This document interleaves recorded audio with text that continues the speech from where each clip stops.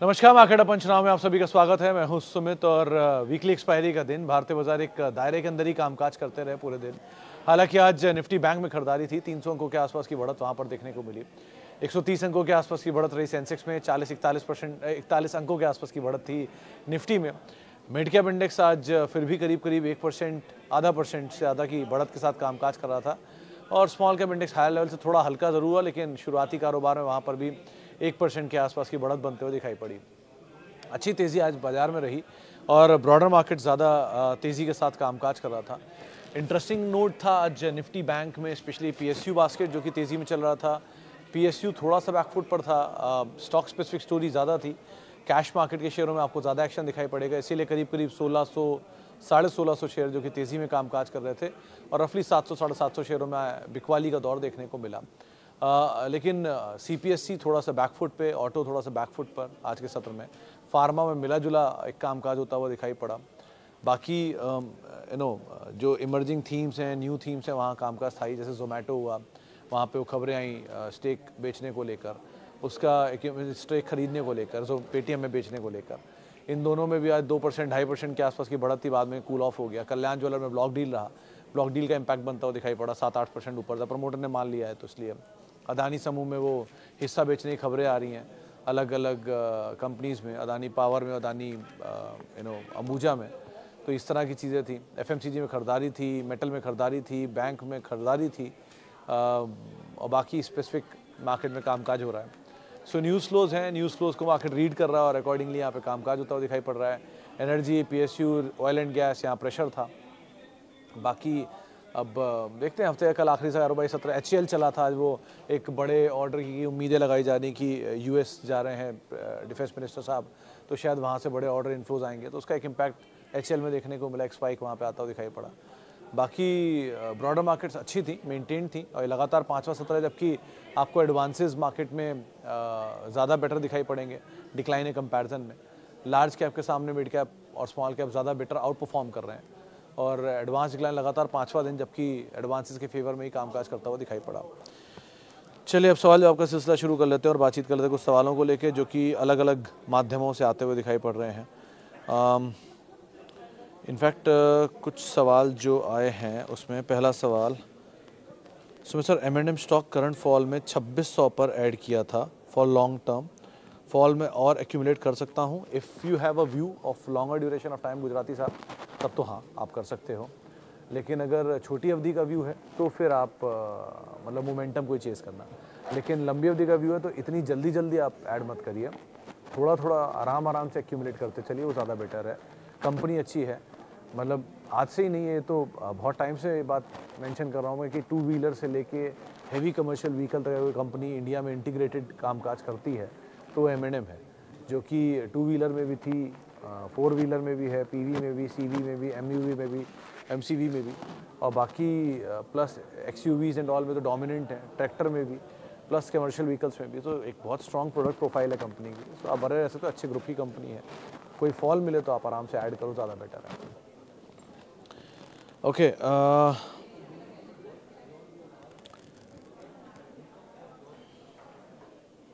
Sir ji, view on Bharti Hexacom 876 रुपये bye किया है एंड आइडिया 13 रुपये की बाय है।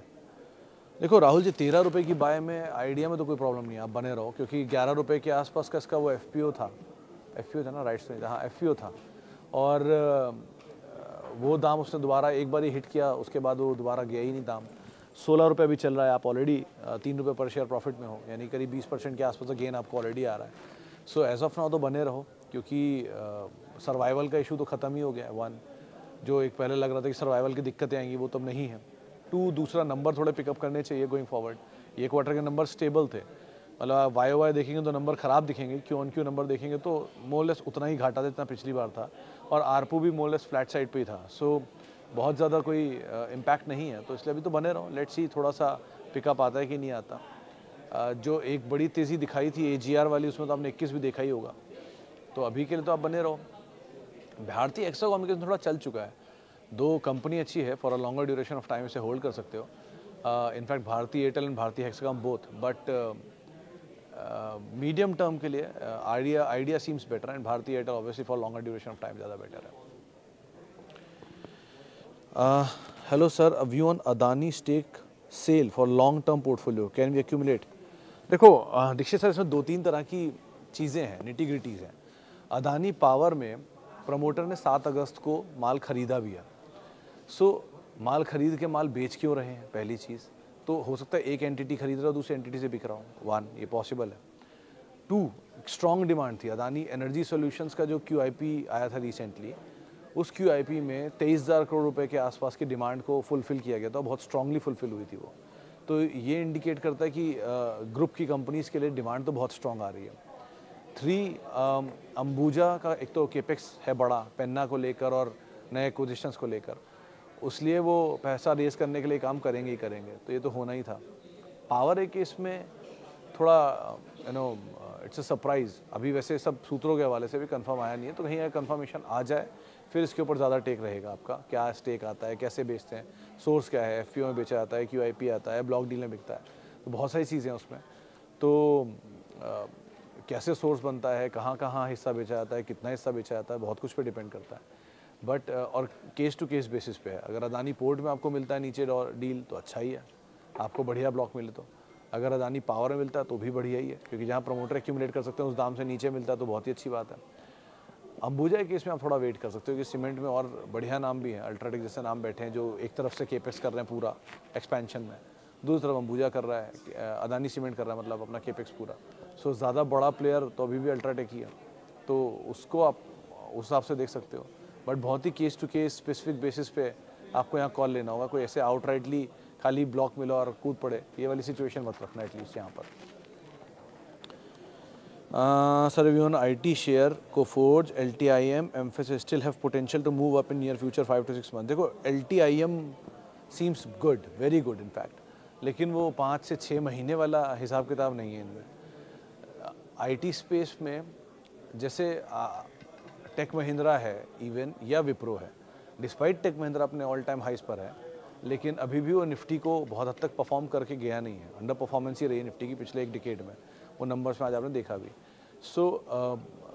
बहुत सारी कंपनियों की आउट परफॉर्मेंस भी है, एवरेज इनका 15% से 17% अपर एंड और नीचे 11 से 12% लोअर एंड, इसी रेंज में कहीं रिटर्न है सारी कंपनियों का 10 साल के CAGR में।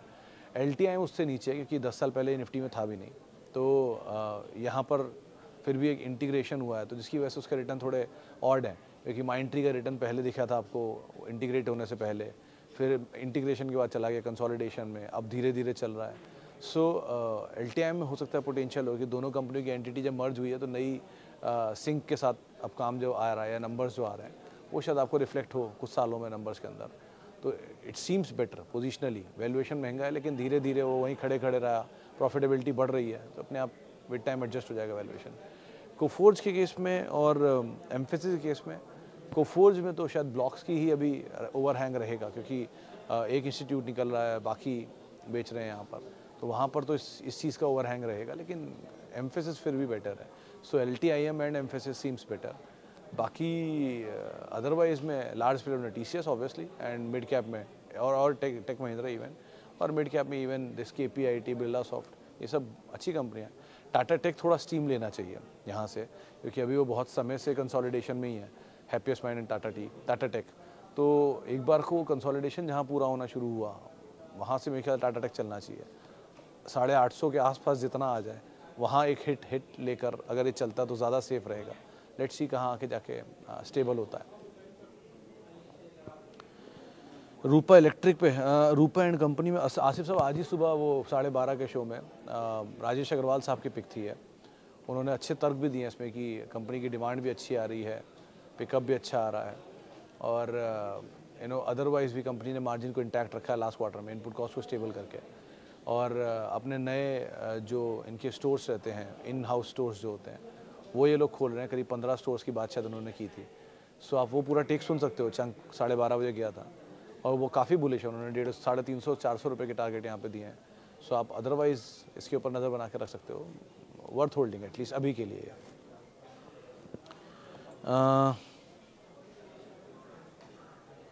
हाय Sumit sir, it is really unfair to ask if any specific sector or stock is undervalued in this historic bull run, but still if you feel any better placed sector there may be chemical.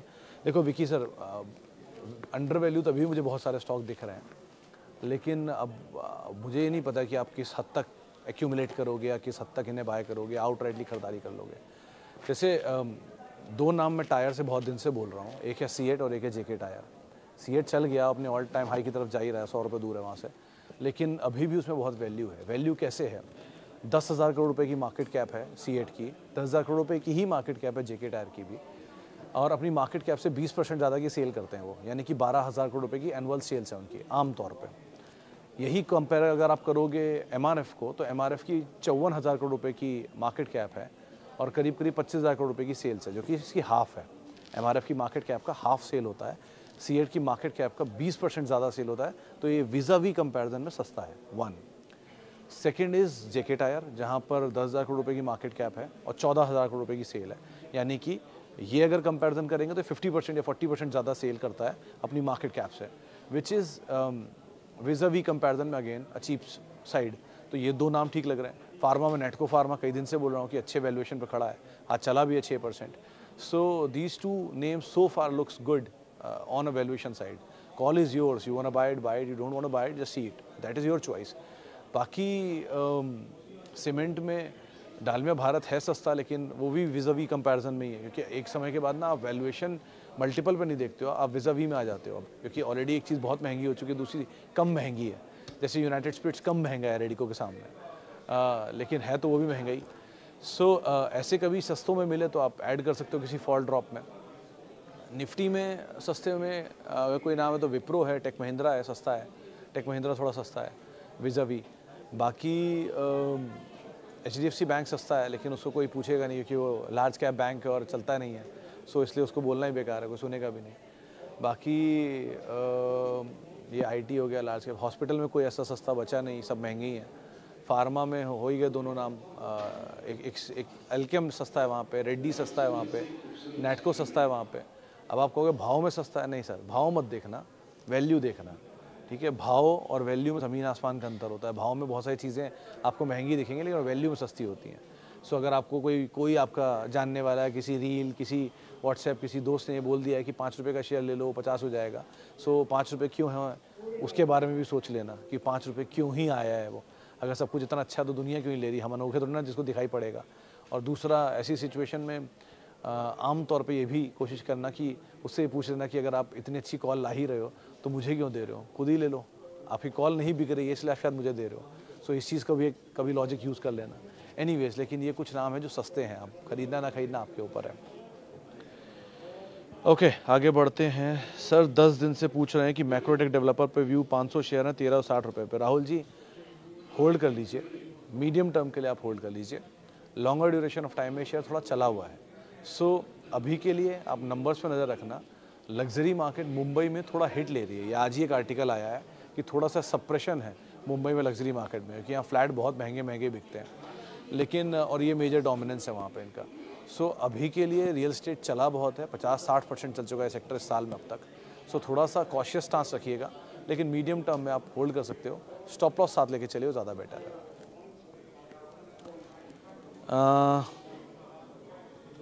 Expected sir lotus chocolate पे आपका view चाहिए था। विकास ही इतना तो चल चुका है, मतलब वो रिलायंस के एक्विजिशन के बाद से ये शेयर एक तरफा सर्किट टू सर्किट चला है। सर्किट टू सर्किट चलने वाले शेयरों में सर्किट टू सर्किट निकलना ही पॉसिबिलिटी होती है। अगर लोअर सर्किट लगने शुरू होगा तो शायद पॉसिबिलिटी ना बने। गोइंग फॉरवर्ड सब कुछ नंबर पे डिपेंड करता है, कोई भी स्टॉक यहाँ से आगे कहाँ जाएगा वो नंबर पे डिपेंड करेगा। अभी तो चले जा रहा है बिकॉज ऑफ ऑब्वियसली रिलायंस का पेरेंटेज, जिसकी वजह से, लेकिन आगे नंबर क्या आएंगे, कैसे आएंगे, उस पर बहुत कुछ डिपेंड करता है। तो सर ये वनडे वंडर वाले स्टॉक या किसी एक खबर में चलने वाले स्टॉक के साथ थोड़ा ज़रा कॉशियस स्टांस रखना, क्योंकि आपको सिर्फ तेज़ी दिखेगी इसकी, सर्किट चला जा रहा है, मैं लिए जा रहा हूँ या मेरे पास है ये, लेकिन कोई कभी ये एहसास नहीं लगाता कि बाज़ार में दूसरा हिस्सा भी होता है। तेज़ी के साथ मंदी भी आती है। अगर मंदी में ये नीचे आने शुरू हुए तो आप कहाँ बेचोगे, और मान लीजिए सर्किट ही लोअर आता है, फिर आप कहाँ बेचोगे। सो ज़रा ध्यान संभल के काम करना। अगर आपके पास पैसा बन गया है, बहुत अच्छा बन गया है, तो एटलीस्ट अपना कैपिटल निकाल लेना। फ्री के शेयरों के साथ आप थ्रू आउट लाइफ बने रहो, कोई दिक्कत नहीं है, लेकिन कैपिटल एटलीस्ट निकाल लेना, प्रोटेक्ट कर लेना। बाकी नंबर्स देखते रहना, अगर नंबर में इंप्रूवमेंट आ जाता है तो आप आराम से बने रहिए, कोई दिक्कत नहीं है। Sumit sir, DMart is not falling after any bad news for market. Can I add 3350 पे आपकी खरीदारी है, आप और खरीदारी करना चाहते हो अनिल जी डबल के प्राइस पर, ये थोड़ा ऑड नहीं हो जाएगा? 300 शेयर हैं आपके पास, which is not a small quantity. आराम से बने रहो आप, आराम से इसी में ही। और रही बात कोई नीचे क्यों नहीं आ रहा, क्योंकि नीचे आने के लिए शेयर भी तो होने चाहिए ना मार्केट में। 75% प्रमोटर लेके बैठा हुआ है, बाकी शेयर फंड्स के पास हैं। सो बेचेगा कौन? रिटेल के पास शेयर ही नहीं है, एफ&ओ में शेयर है नहीं, शॉर्ट कहाँ से होंगे? सो आप खुद ही सोचो, कोई बेचने वाला भी तो हो ना। आपके पास लिमिटेड 100 शेयर हैं, 75 प्रमोटर के पास है, 10 मान लीजिए फंड के पास है, 85 शेयर, 5 शेयर इधर उधर किसी डीपी में पड़े रहेंगे, बचे हुए 10 शेयरों में खेल हो रहा है पूरा, तो कितना ही नीचे आ जाएगा। सो अभी तो नहीं, अनटिल अनलेस कोई प्रमोटर का ब्लॉक ना आ जाए। ब्लॉक आ गया तो बात अलग है, तब तो थोड़ा फ्लोट आ ही जाएगा मार्केट में, या कोई बोनस स्प्लिट आ जाए। जब तक फ्लोट नहीं है मार्केट में, तब तक तो पॉसिबिलिटी है नहीं। सो आप ये वाले भी होल्ड कर सकते हो, नए लेना चाहो थोड़ा थोड़ा एक्सपेरिमेंट करते रहो, क्योंकि आप ये एवरेज ख़राब कर लोगे तो बेटर किसी और खाते में ले लो जहाँ एवरेज ना ख़राब हो। तो वहाँ 50 शेयर लो, फिर वेट करो, फिर नीचे मिले, फिर 50 शेयर लो, ऐसे करके लो। आपको बीच में मौका आया था 3800 रुपये, तब ले लेना चाहिए था थोड़ा सा, एटलीस्ट आपके दाम के बहुत करीब था वो। ठीक है, अभी के लिए आप ये करोगे दूसरे खाते में ले लो।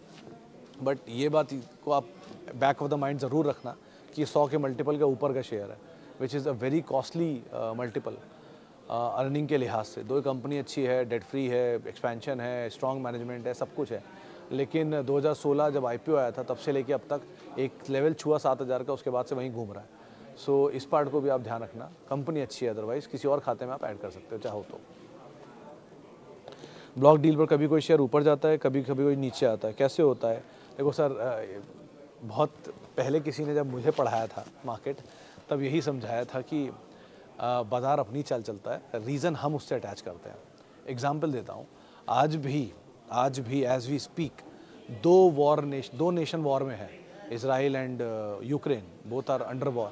लेकिन हम अभी भी तेज़ी कर रहे हैं। किसी फाइन डे बाज़ार में वो वॉर एग्रीवेट हो गया तो हमें लगेगा अरे वो वॉर की वजह से बाज़ार में गिरावट आ गई। सो ये वॉर पहली चीज़ नहीं है, पहले भी चल रहा है, लेकिन ठीक है, हम रीज़न जोड़ लेंगे उस गिरावट की वजह से।